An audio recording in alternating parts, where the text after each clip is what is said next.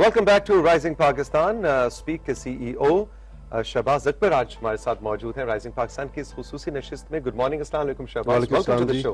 Thank you so much, मुझे बुलाने के लिए बहुत शुक्रिया और इस जरूरी मौजू के ऊपर बात करने के लिए भी बहुत शुक्रिया आपका। और देखें ना, अभी क्या नेचुरल क्या रिएक्शन था कि अभी हम हैंडशेक करते, लेकिन है तो जो अभी हम बात कर रहे थे कि दुनिया ने कितना बदल दिया है इंसान को और हमारे लाइफस्टाइल को।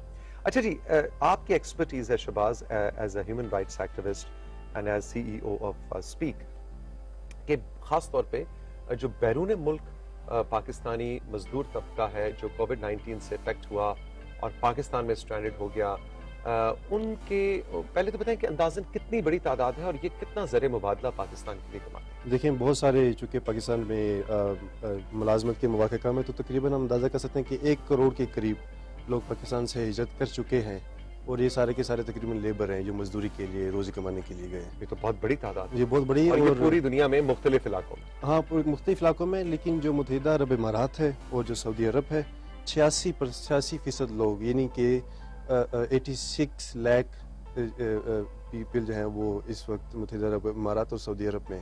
पूरे और इनमें से भी जो है ना 40% वो लोग हैं जिनके पास कोई हुनर नहीं है। और ये ऐसी ऐसी जगहों पे जो यूरोप है या अमेरिका है या अफ्रीका है उसमें बहुत कम तादाद है, लेकिन चूंकि लेबर ज़्यादातर इन गल्फ स्टेट्स में जाती है तो और वहाँ पे उनको हेल्थ के हवाले से, कोरोना वायरस से पहले भी हेल्थ के हवाले से इश्यूज रहते हैं।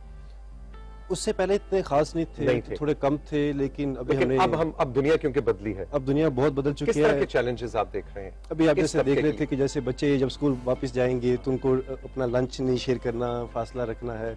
इसी तरह जब माइग्रेंट्स, जैसे बच्चे स्कूल वापस जा रहे हैं, काफ़ी सारे 50,000 के करीब माइग्रेंट्स ऐसे जो वापस आए रिसेंटली, और चूंकि एक ग्लोबल इकोनॉमिक रिसेशन था, उसमें फाइनेंशियल चैलेंजेस पेश आए तो उनकी नौकरी टेम्परेरीली तो ख़त्म हुई, लेकिन अब वो वापस भी चले जाएंगे, आई अंडरस्टैंड। ठीक है। अच्छा, लेकिन ये है कि कोरोना की वजह से ख़ास तौर पे जो वहाँ पे रहने के इंतज़ामात और जगह का ना होना, सफाई सुथराई का ना होना, एक ही फैक्ट्री के अंदर बहुत सारे लोग रह रहे हैं और उनके काम करने के हालात ऐसे हैं कि वो एक दूसरे से फासला नहीं रख सकते, या वो कोई प्रोडक्शन कंपनी है या कोई फैक्ट्री है या कोई जो भी जिस भी तरह का आउटलेट है, या कंस्ट्रक्शन का काम है, कुछ भी मजदूरी है। ज़्यादातर ऐसे हैं जिनको ट्रांसपोर्ट में काम मिलता है, जिनको इसके कंस्ट्रक्शन में काम मिलता है, या फिर डोमेस्टिक हेल्पर या ड्राइवर, मेजोरिटी ऐसे हैं। और मेरा ख्याल है कि उनको इस हवाले से खास मुश्किल का सामना ये भी करना पड़ा कि अगर आप एक और मुल्क में हैं जहाँ हर कोई अरबी बोल रहा है, जहाँ हर कोई इंग्लिश बोल रहा है, और आप अगर पश्तो स्पीकिंग हैं या बलोची हैं या पंजाबी हैं, तो आपके लिए वो एक ज़ुबान का जो फासला है, तो अभी अगर मैं अरबी बोलूं और आप उर्दू अगर बोल रहे हो तो आपके लिए कितना मुश्किल होगा कोई भी इंफॉर्मेशन समझना। सो ज़्यादा चैलेंज ये था कि मालूमात तक जो रसाई थी वो बहुत कम थी, क्योंकि लैंग्वेज बैरियर एक बहुत बड़ा था। एग्जैक्टली। तो अब बताइए कि अब टिप्स क्या हैं, अब क्या चैलेंजेस हैं और उनका हल क्या है? एज एन एक्सपर्ट आप क्या समझते हैं? चैलेंजेस बस इसको आसान लफ्जों में यही है कि एक तो जितने भी बाहर लोग मौजूद हैं उनको चाहिए कि आपस में एक दूसरे का हाथ पकड़ें, क्योंकि मुश्किल टाइम में मैं ये भी कहते हैं हाथ ना पकड़े, आप कह रहे हैं हाथ पकड़े। ये वो हाथ है जो दिल में पकड़ सकते हैं, दिल में पकड़ना है। बिल्कुल। और जैसे आप कह रहे थे कि सबसे अच्छा तो चैरिटी यही है कि आप किसी की बात सुने, किसी का मसला सुने और उसकी जो मदद कर सकते हैं वो करें। तो इस मुश्किल हालात में अगर हमने देखा कि 50-60 हज़ार लोग वापस आए हैं, सो वहाँ पे अगर 1 करोड़ पाकिस्तानी मौजूद हैं, तो मैं ये भी जानता हूँ कि उनमें से काफ़ी सारे ऐसे हैं जो साहब इस्तात हैं, जिनको चाहिए कि अपने दूसरे पाकिस्तानी भाइयों की जो उसी मुल्क में मौजूद है वह उनका हाथ बढ़ाएं और इनको सबको मिलजुल के इस मसले में से निकलना होगा। अच्छा, इसके बाद अगला जो मेरा ख्याल है वो ये है कि जो भी लोग पाकिस्तान से बाहर जाना चाह रहे हैं, चूँकि मैंने देखा कि मेजोरिटी जवान लोग हैं, 18 साल से 30 साल की उम्र के लोग पाकिस्तान से बाहर जा रहे हैं। ठीक है। उनको ये चाहिए कि जाने से पहले आप मुकम्मल पढ़ के जाएं। आप ये देखें कि आपकी सेहत के हवाले से आपको हर साल आपका टेस्ट होगा, उसमें हेपाटाइटिस है, HIV है, उसमें TB है, मुख्तलिफ टेस्ट होंगे। और अगर आपका इनमें से कोई भी पॉजिटिव निकला है, यानी कि आपको कोई भी बीमारी हुई जो कि खासतौर पर कम्युनिकेबल डिजीज़, यानी कि ऐसी बीमारियाँ जो कि एक इंसान से दूसरे इंसान तक फैलती हैं, अगर इनमें से कोई भी बीमारी आपको हुई तो ऐसा होगा कि आपको वहाँ से डिपोर्ट कर दिया जाएगा या फिर आपकी नौकरी ख़त्म करके वापस आपको भेजा जाएगा। तो मेरा ख्याल है कि एक इंसान की अपनी ज़ाती जिम्मेदारी ये है कि अगर वो किसी मुल्क में जा रहा है तो वहाँ के कवानीन पढ़े, वहाँ पे सेहत के हवाले से उसको क्या सहूलियात मुयसर होंगी उसके हवाले से पढ़े, उसके लेबर के राइट्स क्या हैं, उसके हकूक़ क्या हैं, वो ये तो देखे कि जब मैं वहाँ पे जा रहा हूँ तो मुझे कौन से हकूक़ मिलेंगे, कैसे मुझे गुजारा करना है और अपने आप को बीमारियों से बचाना कैसे, ख़ास तौर पे मेरा ये ख्याल है कि ये अभी हुकूमत को भी, मुझे भी, आपको भी,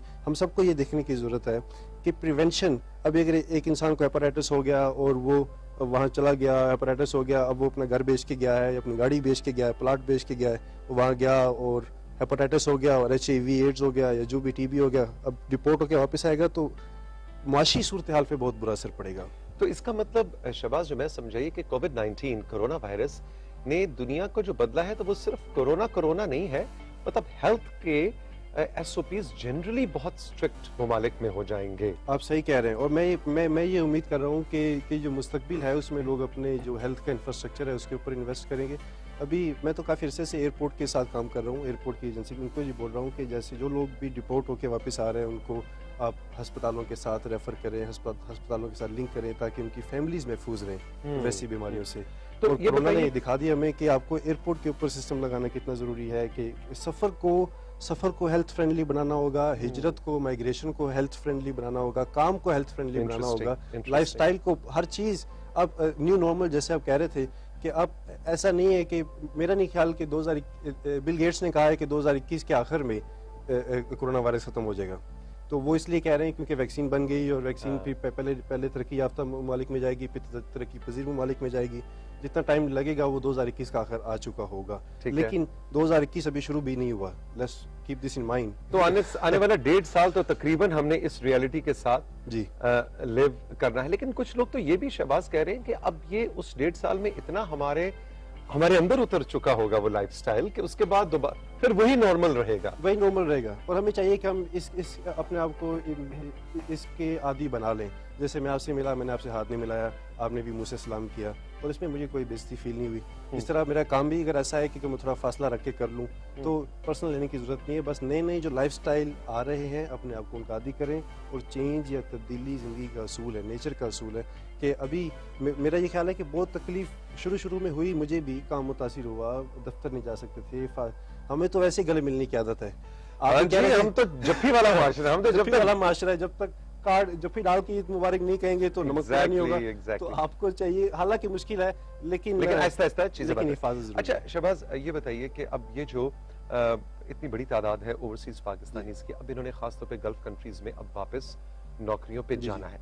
ऐसे में आपने बड़ी अच्छी टिप्स उनको दी, लेकिन हमारे यहाँ मुख्तलिफ इदारे किस तरह से, एयरपोर्ट्स का तो आपने बताया, इसके अलावा और किस तरह से इनके लिए बेहतर सहूलियात मुहैया की जा सकती हैं, या ऐसे कौन से इक़दाम हैं जो लिए जा सकते हैं ताकि ये जिनकी बहुत बड़ी तादाद गैर ना खानदा है तो उनको कैसे हम उनकी ज्यादा जिंदगी को आसान बना सकते? ये बहुत ज़रूरी सवाल है। और देखें 6% GDP का जो है ना वो ये लोग ज़र मुबादला के तौर पर पाकिस्तान में भेज रहे हैं। इसका मतलब ये है कि अगर हम लोग इनके ऊपर इन्वेस्ट करेंगे, हमारा हेल्थ का बजट 1% है, अगर हमारे पास 100 रुपये टोटल है तो 1 रुपया हम लोग सेहत पे लगा रहे हैं। और जो माइग्रेंट्स हैं, जो महाजरीन हैं, उनकी सेहत के ऊपर हमें बहुत सारा इन्वेस्ट करने की ज़रूरत है। उसका फ़ायदा क्या होगा कि ज़र मुबादला, ये देखें आप, सेहतमंद लोग पाकिस्तान से बाहर जा रहे हैं, जवान और सेहतमंद लोग वो जा रहे हैं। और अगर आप उनके ऊपर उनकी सेहत बस ये इंश्योर कर दें, ये यकीन दहानी कर दें कि जैसे फ़र्ज़ करें कि जाने से पहले उनको मुकम्मल मालूमात बीमारियों के हवाले से दी जाए, उनके लेबर के राइट्स क्या हैं, फिर जब वहाँ जाएँ तो उनकी अपनी स्क्रीनिंग भी हो, मेरा ख्याल है यहाँ से जाने से पहले स्क्रीनिंग होती है। बस ये होता है कि उनको ये नहीं बताया जाता कि आपने बीमारियों से बचना कैसे है। अगर उनको ये बता दिया जाए तो मेरा ख्याल है ये बहुत अच्छी इन्वेस्टमेंट होगी। अगर 6% GDP का वो भेज रहे हैं तो मेरा ख्याल है ये आस्ते आस्ते बढ़ के 10% तक पहुंच जाएगा। ठीक है। और पाकिस्तान वैसे ही इकोनॉमिक कोरोना की वजह से खासतौर पर इकोनॉमिक रिसेशन से गुजरा है, तो मे बी एक बहुत अच्छी इन्वेस्टमेंट अपॉर्चुनिटी है। अच्छा, एक तो ये है। दूसरा, खासतौर पर जो लोग वापस आ रहे हैं उनको उनकी फैमिली को री इंटीग्रेट करना इस माशरे के अंदर। अगर एक बंदा वापस आया है, उसकी नौकरी ख़त्म हुई है, वो टेंशन में है, परेशान है, रुपया नहीं है पास, सेहत ख़राब है, कोई सलाम नहीं ले रहा चूँकि बीमार है वो, तो उनको इस माशरे के अंदर वापस री इंटीग्रेट करना है। ये वो लोग हैं जो थोड़े से पिसे हुए हैं। अच्छा, और फिर जब वो लोग वहाँ पे मौजूद हैं, बाहर के मुल्क में भी हैं और काम कर रहे हैं, वहाँ पे Pakistani embassy, overseas Pakistani foundation और मिनिस्ट्री ऑफ ओवरसीज़ एम्प्लॉयमेंट, ये सारे बहुत अच्छा काम कर रहे हैं। इनको वहाँ पे जब मौजूद हों तो उन ममालिक में सेहत की सहूलियात कैसे रसाई करनी है, कैसे उन तक पहुँचना है, कैसे दवाई लेनी है या अपने आप को बचाना है। तो मेरा ये ख्याल है कि ये बहुत आसान है। इतना बड़ा खर्चा नहीं है, इसके फायदे बहुत ज्यादा और रिटर्न ज्यादा है जितनी इन्वेस्टमेंट है। So why not, I mean आपके 1 करोड़ लोग हैं, सो आप खुद ही इमेजिन कर सकते हैं कि अगर 6% बेच रहे हैं तो कहाँ तक जाएंगे ये लोग।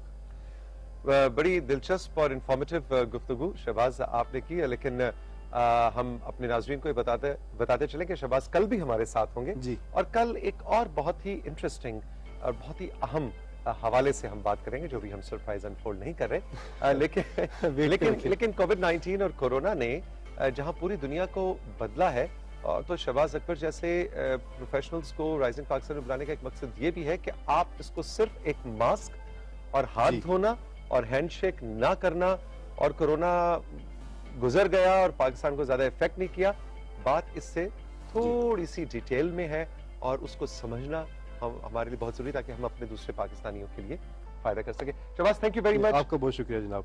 कल फिर मुलाकात होगी, अपना बहुत सा ख्याल रखिएगा।